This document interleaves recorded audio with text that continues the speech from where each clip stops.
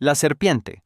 La primera maldición de la Biblia no recae sobre un ser humano, sino sobre un animal, y establece el tono para todo lo que viene después. Génesis 3:14. Registra el momento en que Dios se dirige directamente a la serpiente después de la caída. Maldita serás más que todos los animales del campo. La expresión más que todos es importante, porque implica que los demás animales también reciben alguna forma de consecuencia, pero la serpiente se lleva la peor parte.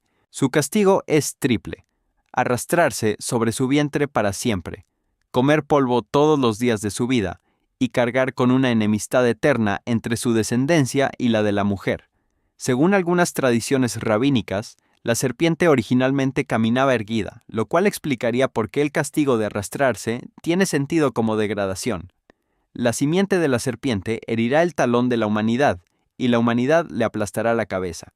Breve, definitivo, y con consecuencias que, según la interpretación cristiana tradicional, todavía se están desarrollando. La tierra. Lo que hace especialmente perturbador el capítulo 3 de Génesis es que Dios no se detiene en la serpiente ni en Adán y Eva. También maldice el suelo mismo. Maldita será la tierra por tu causa, le dice Dios a Adán en el versículo 17, y el resultado es inmediato. En lugar de dar frutos abundantes sin esfuerzo, el suelo ahora produce espinos y cardos. El trabajo humano, que en el jardín era simple y satisfactorio, se convierte en una lucha agotadora. Con el sudor de tu frente comerás el pan, dice el texto, y eso no es solo poesía, es una descripción de la agricultura en terrenos hostiles que cualquier campesino del mundo antiguo reconocería al instante.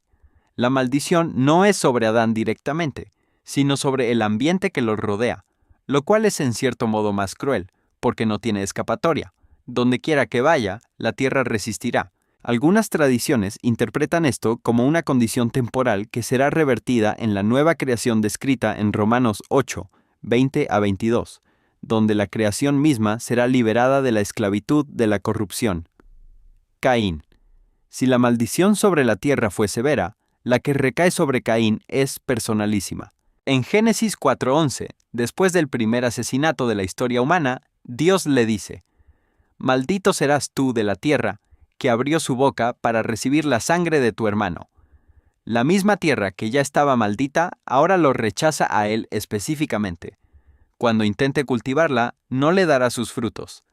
Queda condenado a ser errante y vagabundo para siempre, sin hogar, sin tierra propia, sin la posibilidad de echar raíces. Caín responde que el castigo es demasiado grande para soportarlo, lo cual es notable. Es el primer personaje bíblico en apelar contra una sentencia divina, y Dios, sorprendentemente, responde poniéndole una marca de protección para que nadie lo mate. La naturaleza exacta de esa marca no se especifica en el texto, y ha sido debatida durante siglos entre intérpretes judíos, cristianos e islámicos sin ningún consenso claro. Canaán. Esta es probablemente la maldición bíblica más mal interpretada, y también la más peligrosa en términos de su legado histórico. Noé, después del diluvio, se emborracha y queda desnudo en su tienda. Su hijo Cam ve la desnudez de su padre y se lo cuenta a sus hermanos. En Génesis 9:25, cuando Noé se entera, maldice no a Cam, sino a Canaán, el hijo de Cam. Maldito sea Canaán, siervo de siervos será a sus hermanos. ¿Por qué recae el castigo sobre el hijo en lugar del padre? Es una pregunta que el texto no responde directamente, y los comentaristas llevan milenios debatiendo la lógica. Lo que sí es claro, y que conviene decir sin rodeos, es que esta maldición fue usada históricamente para justificar la esclavitud racial, particularmente en el contexto del comercio de esclavos africanos. La gran mayoría de teólogos y eruditos bíblicos modernos rechazan esa interpretación como una distorsión deliberada del texto. Las maldiciones del Sinaí. Deuteronomio 28 es, sin discusión, el capítulo más aterrador de toda la Biblia, no porque hable del diablo ni del infierno, sino porque es un catálogo frío y metódico de todo lo que puede salir mal. El capítulo dedica 14 versículos a las bendiciones por obediencia, y luego 54 versículos a las maldiciones por desobediencia, una proporción que dice bastante sobre el tono general. La lista incluye enfermedades, sequía, derrota militar, invasión extranjera, locura, ceguera y una imagen que resulta especialmente perturbadora.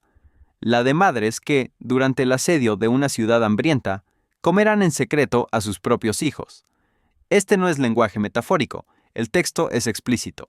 Funcionan como un contrato legal entre Dios e Israel, paralelo en estructura a los tratados de vasallaje que los imperios asirios usaban con sus estados subordinados en el mismo periodo histórico, según lo han documentado eruditos como Klaus Balzer. Las maldiciones no son caprichosas, son las cláusulas de incumplimiento de un pacto, Jericó.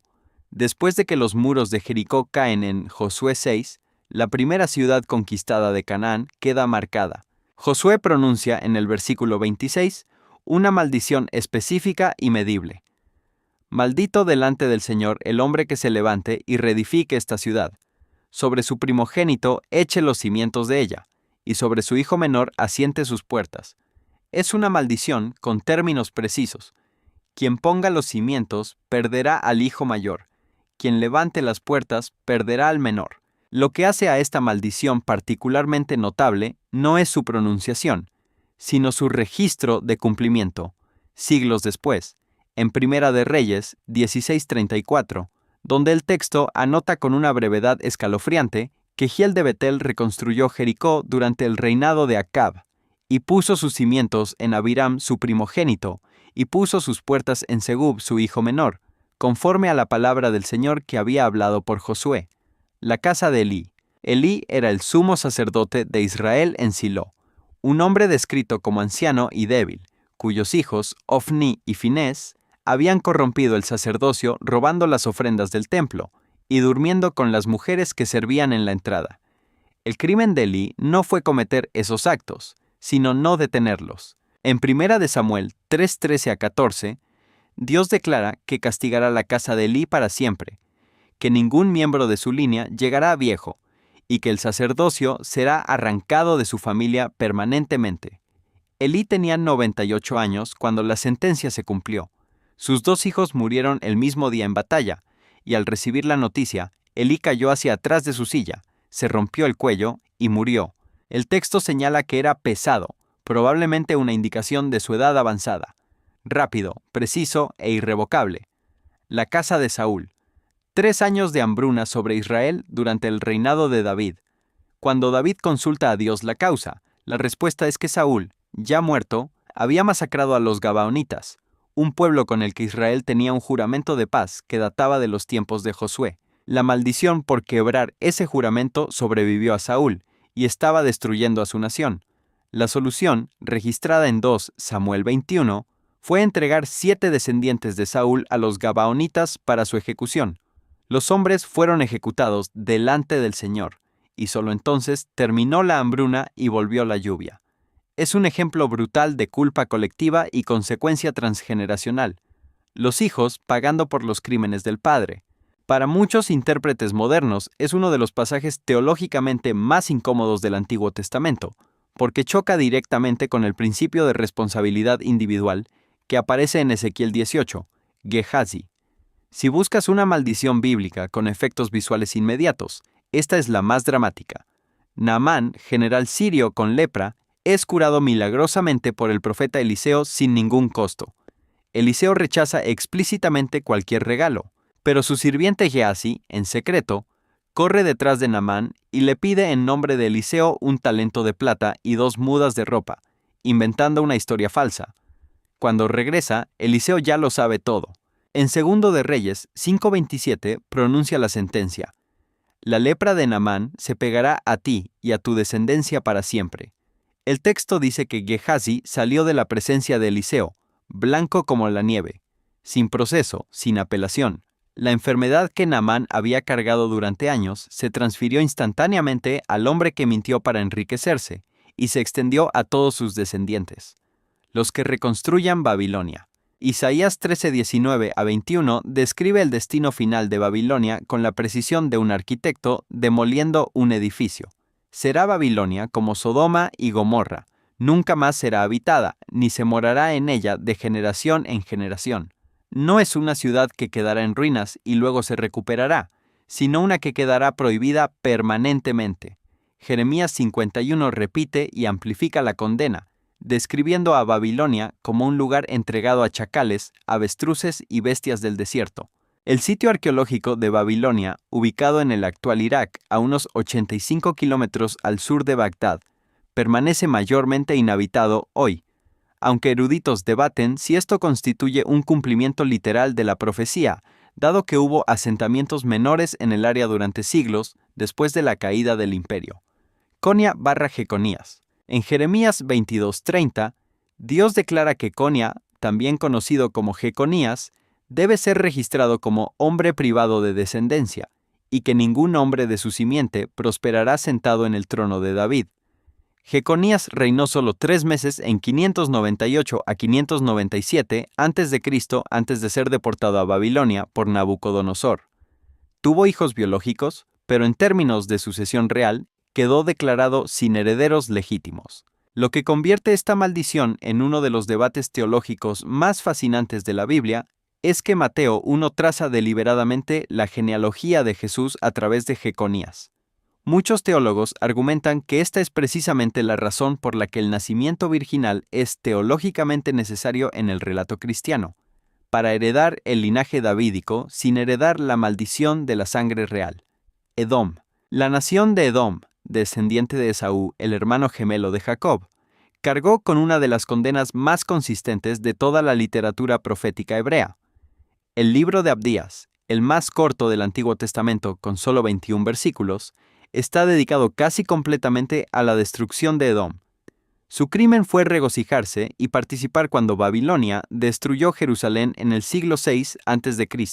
Malaquías 1:3 registra una afirmación que ha desconcertado a intérpretes durante siglos: amé a Jacob, pero odié a Esaú, seguida de la declaración de que sus montañas serían una desolación para los chacales del desierto. Los edomitas como pueblo identificable desaparecieron de los registros históricos alrededor del siglo II a.C., absorbidos y eventualmente borrados tras la conquista hasmonea. La maldición voladora. Zacarías 5, 1-4 contiene probablemente la imagen más cinematográfica de todo el Antiguo Testamento. El profeta tiene una visión, un rollo enorme de aproximadamente 9 metros de largo por 4,5 metros de ancho, que vuela por el cielo. Sobre el rollo están escritas maldiciones contra 2 categorías específicas de personas: ladrones y perjuros. Hasta ahí suena abstracto, pero el texto dice que el rollo entra físicamente en las casas de los culpables y las destruye desde adentro, incluyendo sus maderas y sus piedras. No es una amenaza general, es una maldición automatizada con dirección específica. Busca a los culpables, penetra en sus hogares y los deshace desde dentro. Es, en la visión de Zacarías, una especie de misil de precisión divino hecho de pergamino. La maldición sobre los diezmos. Malaquías 3:9 es probablemente el versículo sobre maldiciones más citado en iglesias contemporáneas de todo el mundo, aunque con frecuencia se cita sin el contexto que lo rodea. Malditos sois con maldición, porque vosotros, la nación toda, me habéis robado, declara Dios a través del profeta. El cargo específico es retener los diezmos y las ofrendas. Lo que hace este pasaje único entre las maldiciones bíblicas es lo que viene inmediatamente después. Dios invita explícitamente a ser puesto a prueba, prometiendo que si el pueblo lleva todos los diezmos al alfolí, abrirá las ventanas de los cielos y derramará bendición hasta que sobreabunde. Es la única maldición en la Biblia que viene con una oferta de reversión inmediata, con términos específicos y una promesa de resultado verificable. La maldición eterna del juicio final. Mateo 25:41 contiene las palabras más aterradoras que Jesús pronuncia en todos los evangelios, y lo hace sin gritar, sin dramaturgia, con la calma de alguien dictando una sentencia que ya fue decidida. Apartaos de mí, malditos, al fuego eterno preparado para el diablo y sus ángeles.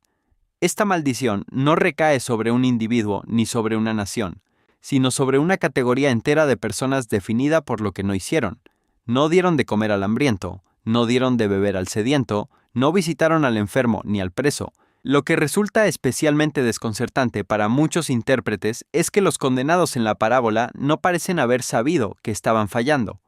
Preguntan genuinamente sorprendidos: ¿cuándo te vimos? La maldición actúa retroactivamente sobre acciones que, En el momento, no parecían tener consecuencias eternas.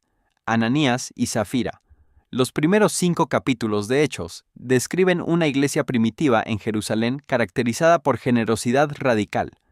Los creyentes vendían propiedades y entregaban el dinero completo a los apóstoles. Ananías y su esposa Zafira vendieron un terreno, se quedaron en secreto con parte del precio y presentaron el resto como si fuera el total. Pedro no los maldice verbalmente, simplemente declara que mintieron al Espíritu Santo, y Ananías cae muerto en el acto. Sus cuerpos son sacados y enterrados. 3 horas después llega Zafira, sin saber nada, y Pedro le pregunta si ese fue el precio real. Ella confirma la mentira, cae muerta. El texto registra que un gran temor se apoderó de toda la iglesia, que es quizás la descripción más sobria posible de lo que significa ver morir a 2 personas consecutivas por mentir sobre dinero. La maldición sobre el evangelio falso. Pablo escribió la carta a los Gálatas con una intensidad que resulta palpable incluso 2000 años después. Alguien había llegado a sus iglesias predicando un evangelio diferente al que él había enseñado, y su respuesta en Gálatas 1, 8-9 no es un llamado a la tolerancia ni al diálogo. Si alguno os anuncia un evangelio diferente al que recibisteis, sea anatema. El término griego anásema, anátema, significaba originalmente un objeto dedicado a la destrucción divina, algo separado de la comunidad y entregado al juicio de Dios. Pablo repite la maldición 2 veces en versículos consecutivos, una redundancia que en la escritura antigua equivale a subrayar con tinta roja. Incluye un hipotético que resulta radical incluso para sus estándares. Si nosotros mismos, o un ángel del cielo, predicara algo diferente, nadie queda exento. La marca de la bestia. Apocalipsis 14:9-11 describe el destino de quienes reciban la marca de la bestia con un lenguaje que no deja espacio para la ambigüedad ni para la esperanza. Beberá del vino de la ira de Dios, mezclado puro en el cáliz de su ira, dice el texto, y será atormentado con fuego y azufre delante de los santos ángeles y delante del Cordero. La imagen es deliberadamente inversiva. Normalmente el fuego y el azufre caen desde arriba. Aquí, el humo del tormento sube hacia arriba por los siglos de los siglos. Es la única maldición en toda la Biblia descrita explícitamente como sin fin y sin posibilidad de reversión o redención. La identidad exacta de la bestia y la naturaleza de la marca han generado uno de los debates interpretativos más extensos del cristianismo, con posiciones que van desde emperadores romanos del siglo I hasta instituciones políticas modernas. La maldición final de la Biblia. Las últimas palabras de advertencia de toda la Biblia no hablan del amor de Dios ni de la esperanza de la resurrección. Hablan de una maldición. Apocalipsis 22:18-19 funciona como un sello legal sobre el texto sagrado completo. Quien añada algo a este libro recibirá las plagas descritas en él. Quien quite algo perderá su parte en el árbol de la vida y en la ciudad santa. Es una maldición de doble filo con consecuencias simétricas perfectas. Añadir trae destrucción, quitar trae exclusión. El paralelo con Deuteronomio 4:2, donde se prohíbe exactamente lo mismo con respecto a la ley de Moisés, sugiere que la Biblia se abre y se cierra con la misma advertencia, separadas por siglos de texto, pero unidas por la misma lógica. El libro es intocable. Después de miles de años de maldiciones acumuladas, desde la serpiente en el jardín hasta el rollo volador de Zacarías, desde la lepra de Gehazi hasta el fuego eterno del Apocalipsis, la Biblia cierra con una maldición sobre sí misma. Si quieres ver más, haz clic en el video en pantalla ahora.